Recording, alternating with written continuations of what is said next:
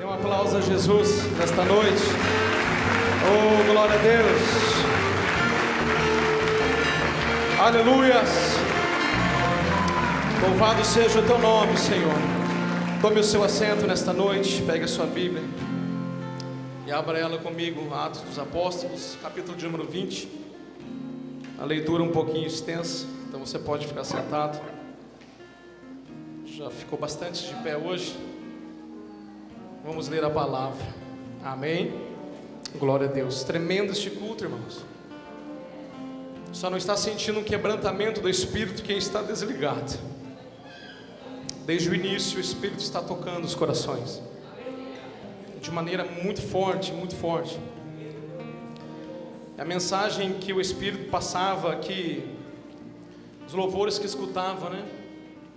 Nós somos tão falhos, nós somos tão limitados, mas o Senhor nos abraça, o Senhor nos levanta, o Senhor nos dá novas oportunidades, ricas oportunidades. Quarta-feira passada era ministrado aqui, abraça a oportunidade. E o Senhor tem nos dado oportunidades, irmãos. Segura sua Bíblia aberta no capítulo 20. Algum tempo atrás, ali nos grupos da igreja de WhatsApp, a pastora Daniele postava ali a notícia de que uma irmã em Cristo, o Senhor havia recolhido ela. Um mês atrás, pastora, mais ou menos 42 anos, acredito, né? 40 anos. Assim, de repente, são notícias que acabam mexendo com a gente, porque a gente espera a morte pelas vias naturais. Todos nós esperamos que os mais próximos morram a morte natural na velhice, mas não é assim que tem acontecido. Agora, essa semana também nós tivemos uma notícia muito dura, bastante triste para quem acompanhou aqui. Obrigado, pessoal. Por algumas vezes a missionária Kátia Souza. Quem viu ela ministrar aqui na igreja, levante sua mão, deixa eu ver. Muitas pessoas, olha aí, pessoal, muitas pessoas. Uma mulher que um conhecimento bíblico sem igual. Uma autoridade bíblica no conhecimento do contexto histórico, teológico. Um olhar revelativo da palavra, do texto da palavra de Deus. Confesso que fiquei muito balançado quando, primeira vez que eu vi ministrando, me senti tão reduzido, tão pequeno. Tive a convicção de que falta muito para ser considerado talvez um razoável pregador da palavra, porque ela detinha um conhecimento, uma facilidade, uma naturalidade missionária, uma naturalidade ministrando a palavra, assim, ela, coisa linda. No Morumbi ela ministrou, no Paraguai, foi muito tremendo. 42 anos ou 3 anos. Tivemos a notícia que ela havia sofrido um AVC, um acidente vascular cerebral. No sábado passado à tarde, foi quando a minha esposa recebeu a notícia e ela me falou. Na hora, eu disse assim para ela: se foi o AVC isquêmico, que é aquele que a pessoa paralisa às vezes uma face, fica meio parado, esse volta ainda com mais frequência.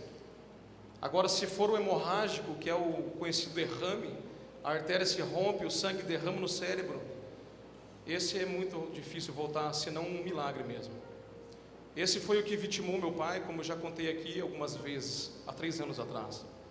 E a história se repetiu. Ela sofreu o AVC, ficou 3 ali ou 4 dias na UTI, e aí foi, decretada ali a morte cerebral, e depois a morte completa.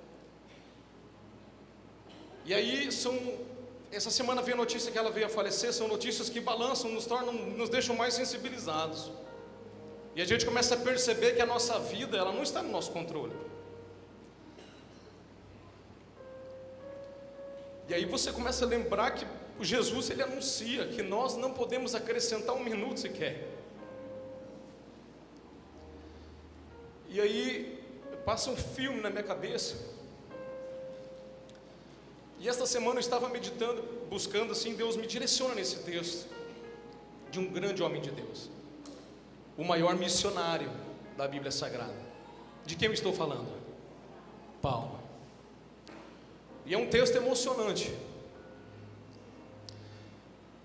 E aí quando o louvor puxa, a Thalita separa aquele louvor, Deus me deu, Deus tomou. Eu começo a sentir algo muito forte de Deus, irmãos.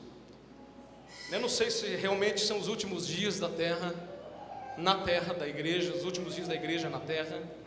Eu não sei se são os últimos dias de alguém que está aqui entre nós. Eu não sei se não são os meus últimos dias, eu não sei. Quem é que sabe? Você não sabe o teu dia de amanhã. Por isso é necessário que os teus dias estejam entregues nas mãos do Senhor. É necessário, aqui a modelo desse texto, e nós vamos falar rapidamente, porque o horário ele avança, é uma prestação de contas. É necessário nós darmos uma parada na nossa vida de crente, nossa vida cristã, analisar algumas coisas, se de fato estamos marchando, trilhando este caminho verdadeiro, vivo, se estamos em um caminho religioso, se estamos carregando valores do reino de Deus, valores eternos conosco para toda a eternidade, que não vai fazer diferença se o nosso corpo para amanhã, ou se há um risco eminente de não termos uma eternidade na presença do Pai. Eu vejo que é um tempo de nós pararmos e entendermos algumas coisas. É um texto emocionante, vamos ler 20, verso 17. Atos 20, verso 17. De Mileto, Paulo mandou chamar os presbíteros da igreja de Éfeso. Quando chegaram, ele lhes disse: vocês sabem como vivi todo o tempo em que estive com vocês, desde o primeiro dia em que cheguei à província da Ásia. Servi ao Senhor com toda a humildade e com lágrimas, sendo severamente provado pelas conspirações dos judeus. Vocês sabem que não deixei de pregar-lhes nada que fosse proveitoso, mas ensinei-lhes tudo publicamente e de casa em casa. Testifiquei tanto a judeus como a gregos que eles precisam converter-se a Deus com arrependimento e fé em nosso Senhor Jesus. Agora, compelido pelo Espírito, estou indo para Jerusalém, sem saber o que me acontecerá ali. Só sei que em todas as cidades o Espírito Santo me avisa que prisões e sofrimentos me esperam. Oh, glória! Todavia não me importo. Olha o que Paulo está dizendo. Nem considero a minha vida de valor algum para mim mesmo, se tão somente puder terminar a corrida e completar o ministério que o Senhor Jesus me confiou, de testemunhar do Evangelho da graça de Deus. Agora sei que nenhum de vocês, entre os quais passei pregando o reino, verá novamente a minha face. Portanto, eu lhes declaro que hoje estou inocente do sangue de todos, pois não deixei de proclamar-lhes toda a vontade de Deus. Dê um salto agora para o verso 36. Tendo dito isso, ajoelhou-se com todos eles e orou. Todos choraram muito e abraçando-o, o beijavam. O que mais os entristeceu foi a declaração de que nunca mais veriam a sua face. Então o acompanharam até o navio. Amém? Eu não sei qual é o propósito Mas o fato é que o Senhor nos chama a atenção para, como disse um texto muito emocionante da palavra de Deus. Você conhece a história de Saulo? Um homem com tantas lutas, até mesmo para prender a igreja de Cristo, para levar cativo, preso. Ele tinha cargo dos sacerdotes, ele era perseguidor, ele consentiu na morte de Estevão. Enquanto o sangue de Estevão corria das pedradas que o assassinavam naquele dia, ele relata que o casaco daqueles que o faziam estavam nos seus pés, e ele estava ali concordando com aquilo. Ele acreditava que fazia o que era certo. Depois o Senhor marcou encontro com ele, à luz da presença de Deus, o deixa cego. Saulo, Saulo, por que me persegues? Quem és tu, Senhor? Sou Jesus Cristo, a quem tu persegue. Duro é para ti, Saulo, recalcitrar contra o aguilhão. Duro é para ti lutar contra aquilo que você sabe que não dá para lutar. Se entrega, Saulo, se entrega. Deixa de, até quando eu vou ter que cutucar você com ponta de lança? Se entrega, porque o evangelho é mais forte, você é vaso escolhido. Ele chega, aleluias, na cidade de Damasco. Ananias é destacado como profeta para ir orar por ele e trazer a cura. Ananias não queria. Esse homem tem prendido o povo de Deus, o povo de Cristo. E o Senhor diz para ele: para você ele pode ser um monte de coisa, mas para mim é um vaso escolhido.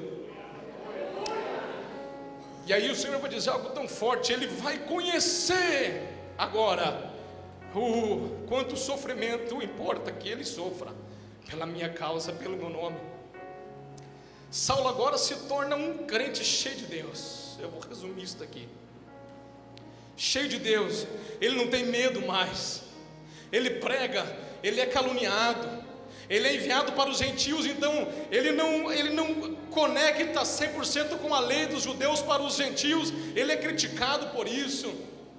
Ele é caluniado, levantam contra ele falso testemunho. Ele está lá pregando, ele está lá buscando, ele está lá apanhando, ele está lá fugindo. 1, 2, 3 viagens missionárias distribuindo, compartilhando o evangelho de Jesus, aleluia, nos 4 cantos que estavam ao redor dele. E toda esta carreira está chegando ao fim, porque agora o Espírito está dizendo para ele que não é riqueza que o espera ali em Jerusalém. Oh glória, que não são posses materiais, mas que prisões e sofrimentos aguardam por ele. Eu tentava olhar pelo ponto de vista, pelo olhar de Paulo, depois de uma vida fazendo a obra, pastor, depois de uma vida cooperando com o evangelho, não carregou mulher, não se casou, se fez eunuco para Deus, batalhou as batalhas do evangelho, foi espancado, foi humilhado, foi preso, foi torturado. Ele poderia esperar um fim melhor. Muitas vezes eu e você, o que queremos é tanta coisa boa, e a grande verdade é quando alguma coisa sai do nosso plano, muitos de nós ficam pelo caminho, muitos de nós voltam atrás, muitos de nós deixam as coisas do Senhor.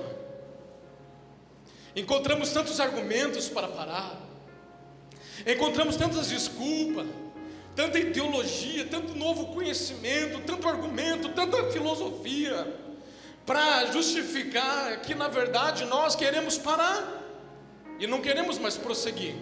Queremos ter uma vida normal, queremos, como dizia a missionária quarta-feira, guiar a nossa própria vida, mas esquecemos que a nossa vida não nos pertence mais, porque ela foi comprada, e não foi com preço barato, não de prata e de ouro, mas foi com o sangue que verteu na cruz do Calvário, o sangue perfeito, puro, imaculado do Cordeiro de Deus, que tira o pecado do mundo. Meu Deus, tentava ver pela ótica de Paulo. tentava me colocar nessa situação, porque às vezes eu sou tão assim egocêntrico, de me colocar no centro, de ver a minha vontade, de ver os meus resultados, de me preocupar com os meus resultados. Me esqueço da oração que o mestre fez no Getsemane: Senhor, se possível for, passa o cálice, contudo, todavia, entretanto, seja feita a tua vontade. E a vontade do Pai era que ele fosse até o fim. Então ele agonizou naquele jardim ao ponto de transpirar sangue. E a ciência diz que isso é verídico, é real, mas é muito raro, porque uma pessoa, para transpirar sangue, ela precisa chegar num nível de tensão, de agonia extremamente grande e alta. Agora você pensa, essa foi a agonia do nosso mestre, mas ele foi até o fim. Fazia um paralelo da vida de Paulo com a vida do mestre, porque quando chegavam os últimos dias do mestre, ele estava para ir a Jerusalém também. E lá em Jerusalém não era um palácio que o esperava, não era um manto de rei, não era um cetro de justiça, mas era uma cruz, mas era uma coroa de espinho. E fora dos portões da cidade, melhor dizendo, uma cruz, onde ele seria envergonhado, porque aquilo era feito com os piores bandidos e malfeitores da época. Era a pior morte que o Império Romano praticava, era a morte de cruz. Estava lá o mestre, o Messias, o Filho de Deus, com todo o vitupério, toda a vergonha sobre ele, vergonha minha e sua. Ele não devia nada. Agora eu vejo uma sistemática tão diferente. Jesus, ele caminha para essa morte de cruz. O apóstolo Paulo, ele caminha também para prisões. Ele fala, o texto fala, eu não sei, isso aqui me choca, irmãos. Agora, compelido pelo Espírito, estou indo a Jerusalém, sem saber o que me acontecerá ali. Sem saber, nós queremos saber tudo do amanhã. Nós queremos uma revelação, nós queremos que Deus fale conosco, nós queremos saber até o dia da nossa morte. E sabe por que Ele não vai falar para nós? Porque se Ele falar para mim e para você, nós já morremos hoje, nós já paramos hoje, porque nós não sabemos lidar com o amanhã. Muitas vezes nem com hoje nós não sabemos. Nós somos tão pequenos, nós somos tão frágeis, mas o nosso Pai é grande. Eu sempre digo, não canso de dizer, irmão, se não tem acontecido como a gente quer, se não tem acontecido como a gente planeja, como a gente espera, é porque o Pai sabe o que é melhor para nós. Ele vai nos dar o que é melhor para nós. Se Ele não tem dado, que você chame, pede e clama hoje, é porque Ele sabe o melhor que ali amanhã tem para você e para mim. Ele é Pai. Você que é pai e mãe, quando você encaminha o seu filho, a Bíblia fala, ensina o menino no caminho que ele deve andar, e quando grande, não se desviará dele. Obrigado. Então você sabe dos perigos que tem aí fora, das más companhias. Aí você vê uma companhia má para o seu filho, para a sua filha, você já corrige esta situação, porque você sabe que não vai acabar bem aquilo ali, vai ser caminho de morte. Então você se apressa para mudar aquela situação, porque você, pai, já viveu, você tem uma experiência para passar para o seu filho. Ele não tem, ele não sabe, você tem. É por isso que eu e você somos responsáveis até que eles fiquem de maior. Assim é o nosso Pai. Nós somos tão imediatistas, nós somos tão positivistas, nós somos tão relativistas, que nós queremos tudo do nosso jeito, nós interpretamos a nossa maneira, nós queremos tantas situações, quando que é tão simples. O Senhor no livro de Tiago fala assim, não, você não deve falar, eu vou naquela cidade trabalhar, ganhar dinheiro e tal, mas ele diz, antes você deve parar, dobrar o joelho e perguntar, Pai, se for da tua vontade, eu irei. E nós vamos ver que o dia de amanhã trará as respostas para nós. Amém? Se o Senhor usar profetas, eu amo quando Deus usa profetas. É tão mais prático, pronto, já veio a resposta pronta. É tão prático, pronto, é maravilhoso. Mas se você não tiver o privilégio de ouvir uma revelação de um profeta, de fato profeta, porque hoje assim diz o Senhor virou algo tão banal, né? De 10 que falam assim diz o Senhor, quantos? De fato é o Senhor falando. Mas o dom existe e o Senhor usa os seus vasos. Mas experimente o comum com Deus. Eu pedi esses dias para Deus uma direção.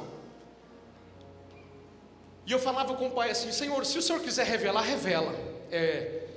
Número 1, a opção A é revelação. Maravilha, eu amo. Mas se o Senhor não quiser entrar nessa área de levantar alguém para isso, então me mostra de outra forma.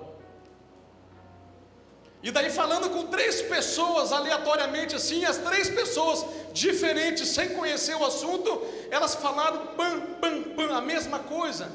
E na terceira vez o Senhor falava assim: olha, eu confirmando 3 vezes a resposta que você me pedia. Pessoas diferentes, pessoas que nem crentes são, mas Deus usa, Deus faz o que Ele quer.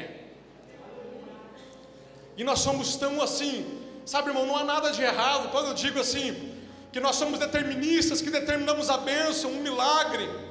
Não há em si mesmo erro nisso. Nosso Deus é um Deus que age no sobrenatural, pelo poder da nossa fé. Mas nós temos que entender que há no nosso Deus uma soberania de fazer segundo a sua vontade e segundo o seu propósito. E veja a vida de Paulo. Ele está dizendo: não sei o que vai me acontecer ali, só sei que em todas as cidades que eu estou passando, o Espírito Santo está me dizendo que prisões e sofrimentos me esperam. E daí no capítulo seguinte, o povo vai dizer para ele: não, então não vai, então fica. O povo vai dizer: não, então se esconde, por que você vai se Deus está falando? E ele vai começar, ele vai retrucar, vai dizer: mas espera aí, por que vocês estão preocupados com isso? Eu não só estou pronto para sofrer prisões e apanhar e maltrato, quanto até mesmo morrer pelo meu Senhor e Salvador.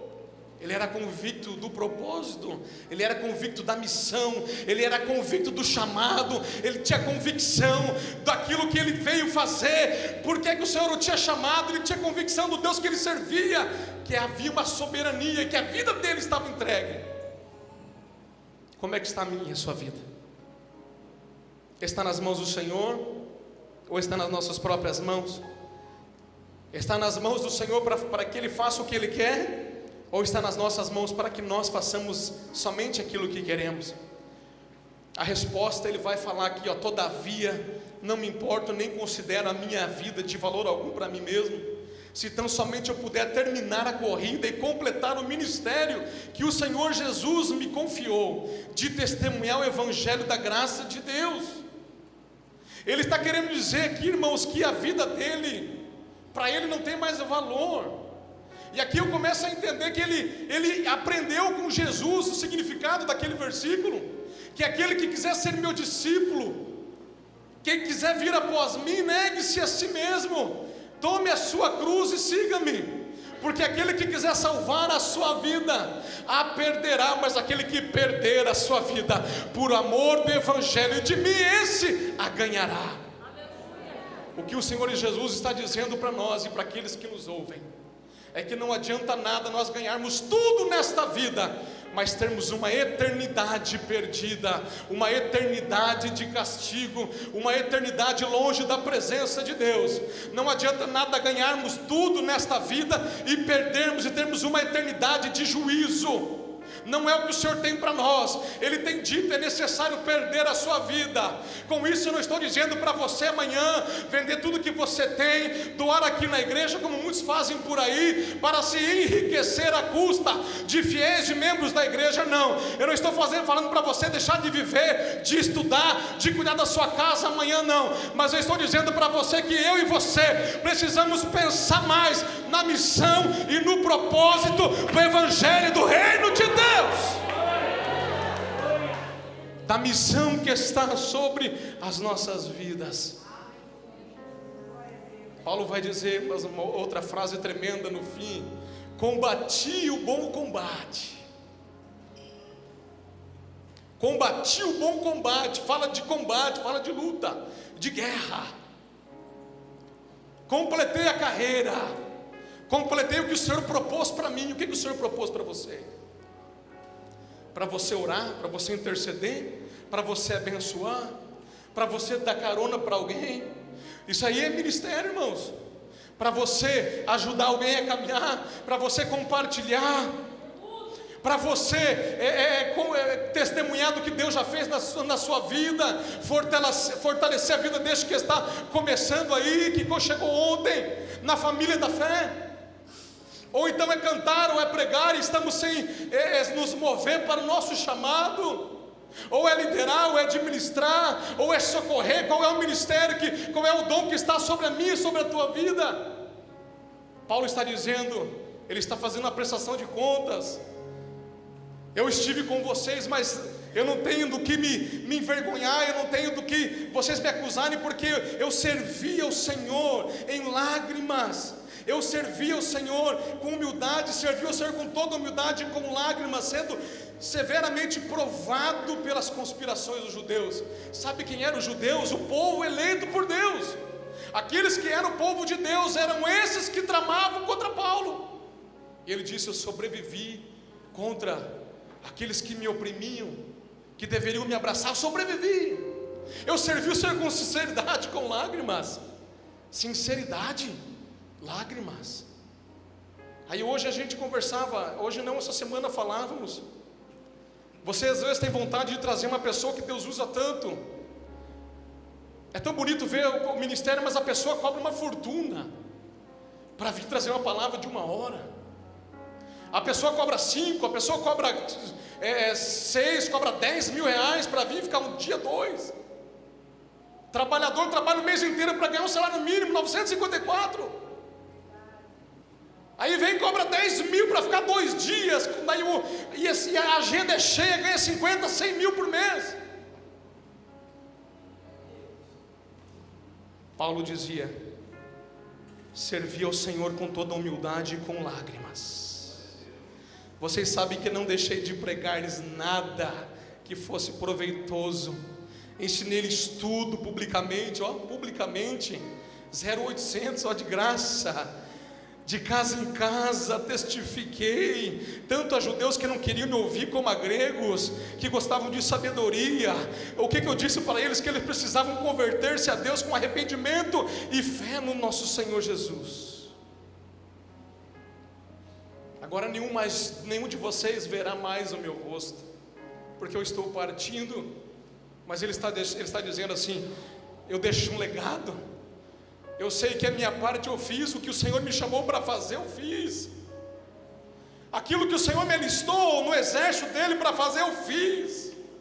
A patente que ele me deu eu fiz. Porque esta que é a diferença no reino. Alguns são chamados para ser capitão, para ser coronel, para ser general, para estar na frente. Mas alguns são chamados para ser soldado, cabo, sargento, para estar lá embaixo. Alguns são chamados para ser tenente, para estar no meio. Ele está dizendo: para aquilo que eu fui chamado, eu fiz. Eu não tenho do que me queixar, eu não tenho do que fugir. A minha reputação, eu não preciso falar nada, porque o Senhor testifica. Eu servi ao Senhor com humildade e com lágrimas. E eu pensava esta semana, volto a falar da missionária Kátia Souza. Se ela, porventura, teve alguns últimos minutos com o Senhor, talvez ela tenha recitado essas palavras: combati o bom combate, Senhor, completei a carreira, guardei a fé. Eu ficava pensando: Pai, a gente não é preparado para essas coisas. Um dia eu tive um sonho que meu filho sofreu um acidente e eu não conseguia salvar ele. E ele morria nos meus braços. Eu quase morri, irmãos. Eu quase morri no sonho. Acordei desesperado. A minha esposa: o que foi? O que foi? Foi o Arthur. Cadê o Arthur? Ele falou: calma, está dormindo. E naquele dia eu levantei e falei: Senhor, eu não sou Abraão não, para dar o Isaac, Pai. Não, tem misericórdia de mim. Mas a grande verdade, irmãos, é que nós não somos preparados para isso, porque nós fomos feitos para sermos eternos com o Pai. Lá no Éden, Adão foi feito para ser eterno com o Pai. A morte entrou com o pecado, como consequência do pecado. O homem foi feito com a eternidade no seu coração. Então nós não conseguimos nos adaptar com essa ideia de morte. É por isso que nós corremos contra o tempo. É por isso que nós fazemos plástica, fazemos o que podemos. E eu não estou condenando nada disso, não sou contra. Mas eu estou falando uma realidade. É por isso que nós deixamos, pintamos o cabelo. É por isso que é natural de nós correr contra, fugir disso, tentar reverter o processo, porque nós nunca estaremos prontos para isso. Por mais que digamos ou dizemos, estou pronto, eu sei que, olha, tem que ter muito madureza, como diz o pastor Jefferson, muita maturidade, muita madureza para chegar a afirmar isso. Agora, irmãos, eu falo para você que esses últimos dias me abalaram nessa situação, porque nós não sabemos o dia de amanhã. Será que nós estamos preparados para fazer de Paulo as nossas palavras? Será que nós estamos prontos, irmãos? Se o Senhor chamar nossa senha ainda hoje, será que nós estamos em dia? E quando eu digo em dia, não é sem erro, sem pecado, não é porque é impossível, mas eu digo assim, em dia quero dizer voltado, entregue aos pés da cruz, com os planos, com a vida entregue ao Senhor Jesus, com declarações da nossa alma: Senhor, me ajuda, eu sou falho, pecador, mas me ajuda, porque eu sou teu, Pai, tu és meu, amado da minha alma. Será que estamos derramando? Será que estamos buscando? E há tantos conflitos, irmãos, entre nós. Há tantos conflitos, há tantas situações que muitas vezes nos tiram a paz. Seja jovem, seja adulto, seja idoso. O apóstolo Paulo aqui estava sendo preparado. Havia um povo, ele falava para ministros da igreja. O povo, depois ali, o povo que estava reunido ali não queria deixar ele ir. Ou seja, havia uma igreja que não estava pronta. Mas ele dizia: não me detenham. Não é só para sofrer, não, estou pronto para morrer. Eu estou pronto para ser vergonha, assim como o meu mestre foi. O que você espera do Evangelho de Jesus? O Evangelho da cruz, e eu vou terminar aqui. O Evangelho da cruz, ele nos apresenta, escute, o caminho de Jerusalém. O Evangelho da cruz, ele nos apresenta um caminho de incertezas do amanhã, incertezas físicas, aqui eu digo, mas a certeza da eternidade com Ele. O Evangelho da cruz ainda é um Evangelho de morte, ainda é um Evangelho que temos que morrer dia após dia, para nós mesmos, dia após dia, para o pecado, para a nossa vontade, para o nosso deleite, para o nosso projeto. Ah, Senhor, mas eu queria tanto isso, por que eu não posso ter isso? Eu não tenho a resposta para você. A única coisa que eu sei dizer é que o Senhor tem o melhor para as nossas vidas. E nós muitas vezes não vamos ter o discernimento completo amanhã, depois. Mas Jesus deixa uma palavra para os seus discípulos. Depois do lava-pés, ele fala: vocês não entendem isso que eu faço agora, mas entenderão depois. O Evangelho ainda continua sendo um Evangelho que nos aponta para Jerusalém, para prisões, para sofrimentos, para dores, mas eu sou pastor, mas eu sou missionário, eu sou apóstolo, eu sou presbítero. Piorou ainda mais, porque quanto mais é dado, mais é cobrado. O Evangelho da cruz, o Evangelho da salvação, o Evangelho de Cristo Jesus ainda é um Evangelho que nos aponta para Jerusalém e nos diz: olha, caminha, porque ali, aqui nesta terra, vai ser sofrido, vai ter aflição, vai ter decepção, vai ter problema, vai ter um monte de coisa, vai ser penoso aqui, mas Jesus vai dizer: tente bom ânimo, porque eu venci este mundo. E Ele promete para nós a vida eterna. Ele promete para nós. Paulo, nos últimos dias, ele fala: eu estou pronto, estou sendo derramado como um sacrifício, estou sendo entregue a Deus como um sacrifício, estou ansioso para tomar posse da minha coroa. Aqui está reservada não somente para mim, ele fala, mas para todos quantos amam a volta do Senhor. Eu não sei o que você espera ainda nesta vida. Se você espera coisas boas materiais, então eu digo: se esforce, estude, trabalhe, faça por onde. Se você espera ainda conquistas nesta esfera, você vai precisar correr atrás. Agora, uma coisa eu vou te dizer: aquilo que o Senhor te promete é que se você acreditar naquilo que Ele fez na cruz do Calvário, se a tua fé estiver, aleluia, no nome de Jesus, o teu nome estará escrito no livro da vida. E naquele dia você receberá a coroa da vitória e a coroa da vida eterna.